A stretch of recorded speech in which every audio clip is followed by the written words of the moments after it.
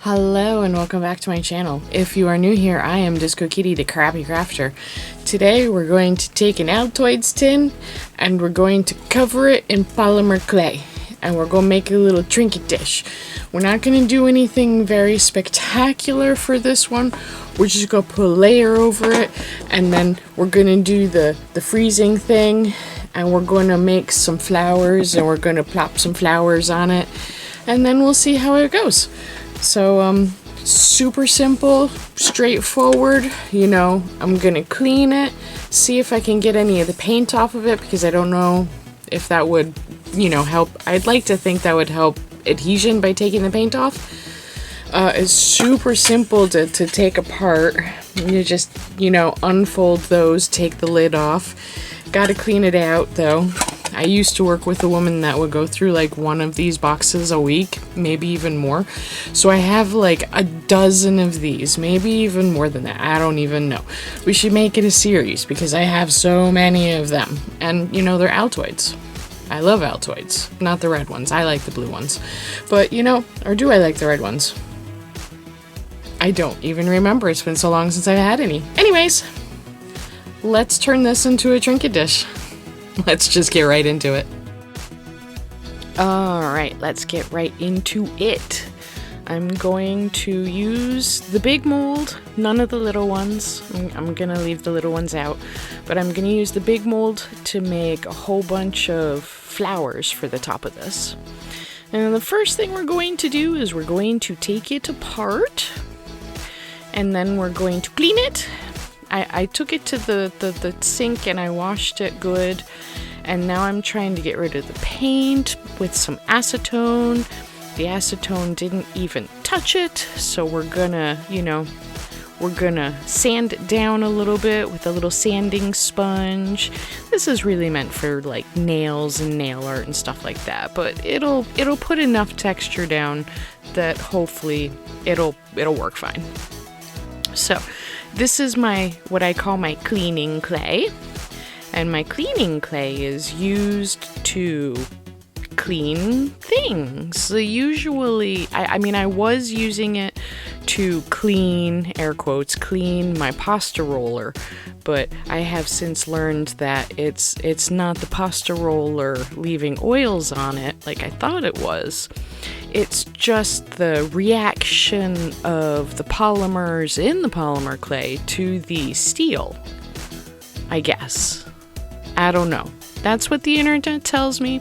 I don't know, but I'm not telling you what I'm doing. I should tell you what I'm doing. So I have combined these two colors and I've rolled them up, and now I'm going to spiral them, and I'm going to stick them in this big flower mold. And have a little extra, and it's just fine. It can get used in a different flower mold. And it'll all look very pretty, of course. So this is the reason why you want to work with a colder clay. Once the clay starts to warm up, it becomes very sticky. And while it works, you know, you can get it in and out of the mold pretty well. It works better when it's a little on the cooler side, when it hasn't been warmed up by your hands, and you know, it's just, this is the reason why we put it in the freezer after we put it in too, so that it comes out nice and neat without any squashed pieces. Because you'll remember some weeks ago we did the very first test with this and the air dry clay over the course of 2 weeks, and it worked very, very well.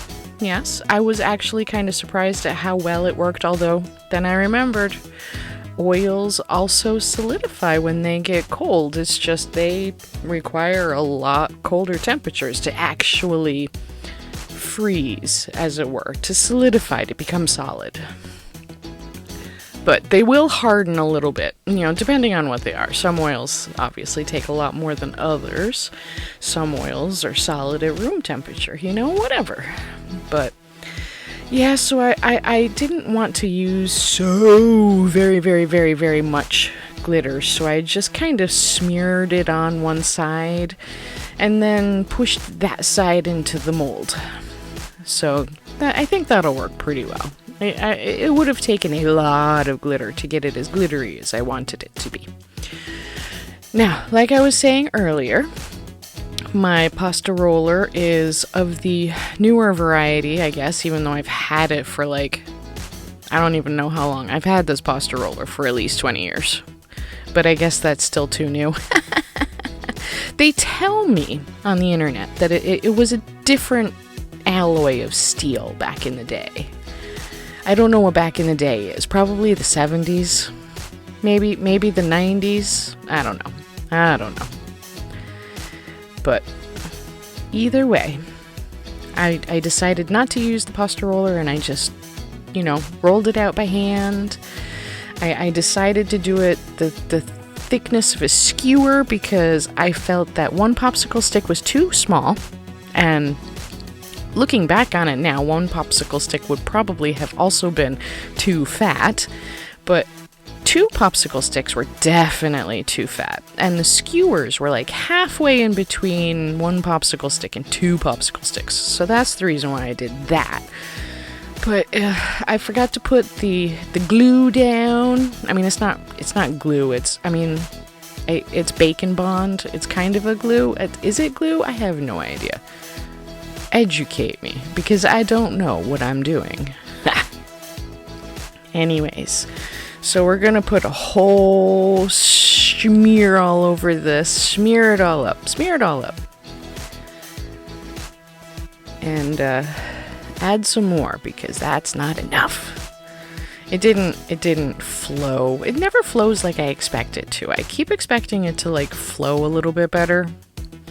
Maybe that's the real difference between this and the thinning agent, is this stuff is actually pretty thick. Oh wait, no, it's not the thinning agent I was comparing it to, was it? It was the liquid clay that I was comparing it to. Yes. I still feel this is just as thick and goopy as the liquid clay. So we have our first layer on. We're going with the second layer. And the whole reason why I did this is because I wanted this second layer to be super thin. And it's not going to be. It's going to be the thickness of a popsicle stick, a single one. And I should have just led with this layer, honestly, because I don't know. I felt that it was just going to be too thin. I thought it was going to be too fragile. But it's going to end up being wicked bulky and just awkward. But, I mean, it'll be okay. We're learning, right? We're learning. I mean, people haven't covered Altoids tins and polymer clay since, like, the aughts. That's when I learned about it, back in the aughts, maybe even back in the late 90s. I don't remember, but I learned about it a long ass time ago. And here we are finally getting around to it, like 25 years later. I took all the flowers out. They came out very, very nicely. Yes. Yeah. Oh well. But look, here they are. They came out so good. I think they came out really, really well. Yay. Yay. And now it's time to decorate. Use more Bacon Bond because we don't want it to fall off. And it won't, as far as I can tell. I mean, it hasn't fallen off yet. I'm doing the voiceover like a week later, might be more. I've had a really busy week this week. I got a Cricut. I'm very excited. I've already made my first couple, like stickers, decals. I made my first iron-on and put it on my first shirt. I'm so excited. I might introduce you to it at some point. I don't know. We'll see. So this is after it's baked. And what I did there is I just put the leaves next to the flower and just kind of splopped a little splop on and just let it bake like that. And it seemed to work pretty well. I also wanted to see how clear the Bacon Bond actually, came out. And it comes out pretty transparent. It's pretty good. But what do you think? What would you have done different? Let me know in the comments. Talk to me. Let's have a conversation.